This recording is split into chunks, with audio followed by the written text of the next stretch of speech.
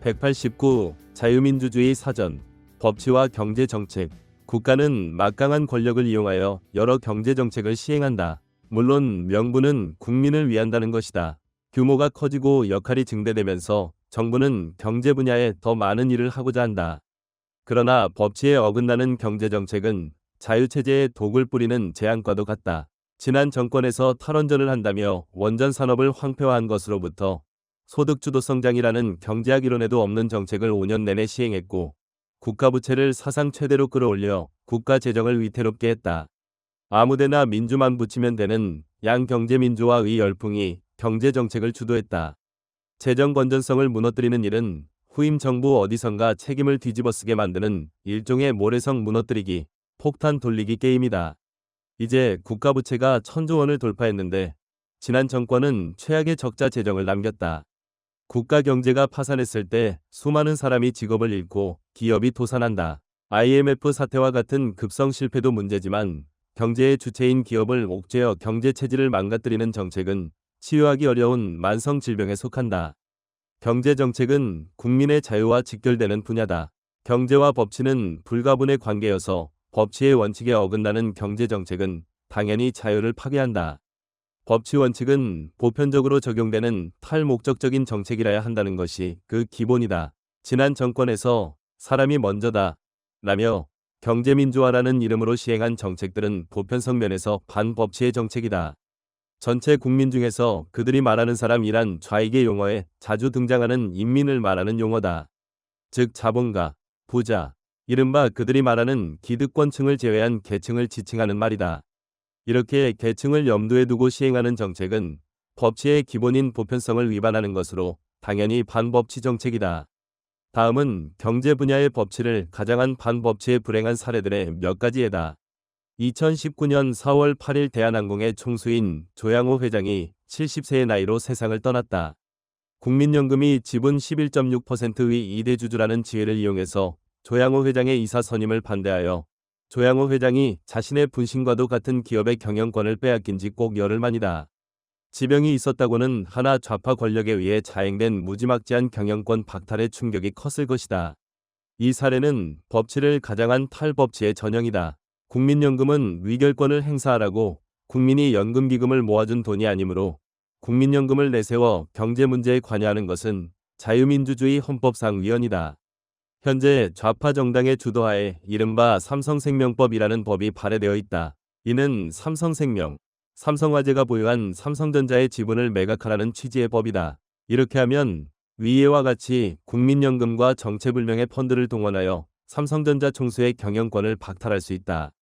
만약 그 법안 발의자가 어렵사리 기업을 키워놓았는데 어느 날 갑자기 국가가 나서서 경영권을 빼앗으려고 한다면 그 사람은 애간장이 끊어지는 듯한 아픔을 느낄 것이다. 이렇게 누군가를 혹은 어떤 계층을 정해놓고 만드는 경제법은 법치가 아니다. 이런 식의 법률을 만들어 경제를 재단하려는 것은 일종의 사회주의 혁명이고 위헌이다. 모든 정부 정책 중 공적 영역을 키우려는 시도는 탈법치주의적 정책이다. 예를 들어 지난 정권의 교육부에서 추진했던 대형 유치원의 공립화 시도는 기업체 외위 분야에 대한 재산권 탈취 시도였다.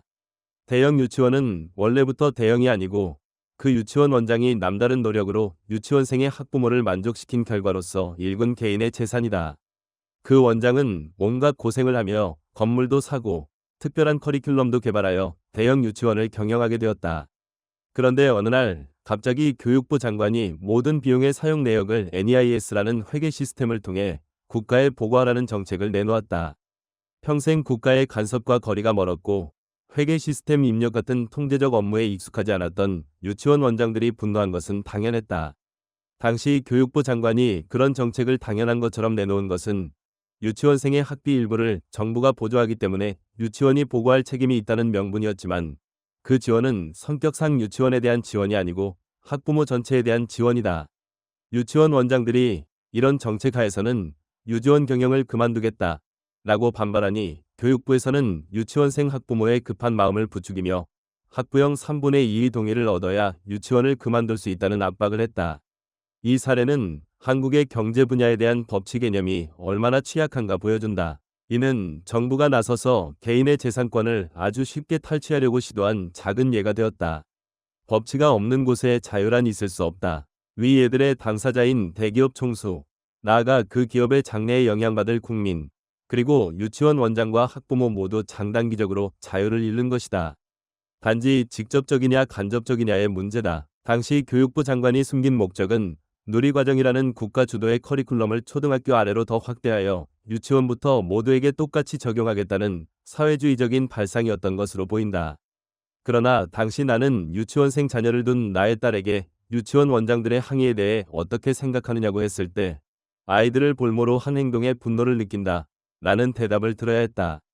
그만큼 법치의 길은 멀기만 하다. 그러면 정부가 해야 하는 법치에 맞는 경제정책은 어떤 것인가? 법치란 일부 경제지상주의자들의 주장처럼 무조건 경제 분야에 정부의 역할을 줄여야 한다는 것이 아니다. 기본적으로 법치의 원리에 맞는 정부 정책이어야 한다는 것으로 앞서 살펴본 대로 1. 특정 세력을 위한 정책이 아니라 보편성이 있어야 하고 2. 시장경제가 원활히 기능하는 데 도움이 되는 정책이라야 하며 3. 이런 조건이 성립되고 나서 비로소 공리주의적 평가를 해야 한다. 즉 투자 대비 효용이 좋은 정책인지를 따지는 것은 맨 마지막 단계다. 고전적으로 그 수혜자를 알 수 없는 서비스 영역은 응당 정부가 수행해야 할 경제 분야들이다. 도로, 항만을 정비하고 토지 측량 지적도를 관리하는 일이 그 예다. 그런 일마저도 가능하면 민간 기업에 맡겨서 시행하고 공기업의 영역은 가능하면 줄여야 한다. 지난 정부 때 한전에 관할 영역이었던 원전 분야를 초토화시키면서 그 자리를 태양광으로 메우겠다던 정책은 잘 나가던 공기업 한전에 대형 적자를 유발함으로써 국민 전체에게 지속적인 손실을 안겨주었다. 한전은 단지 세금의 형식으로 메워지기 때문에 민간 기업이 갖는 절박감이 없다. 쉽게 공적 자금을 투입하여 적자를 메우기 때문에 지속적으로 국민의 재산권을 침해한다. 이런 틈새를 노려 특정 집단에게 태양광 사업을 맡겨 부를 챙겨주는 부작용도 생겼다. 멀쩡한 사너리에 흉물처럼 덮여있는 태양광 패널은 홍수 때 대형 재난과 같은 환경 문제를 일으킬 가능성도 크다. 직업 변경의 진입 장벽에 대한 문제도 경제정책의 큰 영역에 속한다. 근래 한국의 의료파동 문제도 크게 보면 의사 자격을 부여하는 진입 장벽에 대해 관련 당국이 얼마나 통제 권한을 가져야 하느냐의 문제로 환원할 수 있다. 법치 원칙에 맞는 직업 선택에 대한 정책의 원칙은 인위적으로 의사가 되려는 사람의 수를 막지 말아야 한다는 것이다.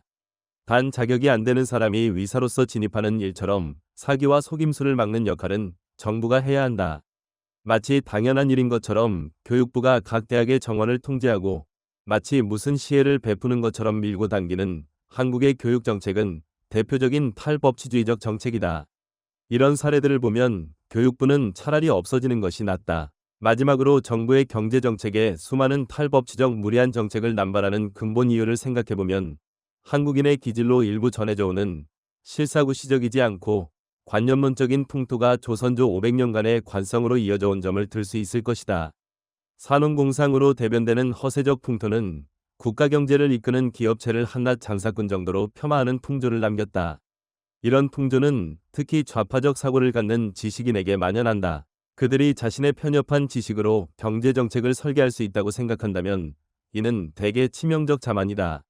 진정한 지식인은 단지 계급혁명적 사고가 아니라 최소한 역사, 철학, 법, 경제 등의 분야를 학제적으로 이해하는 역량이 있어야 한다.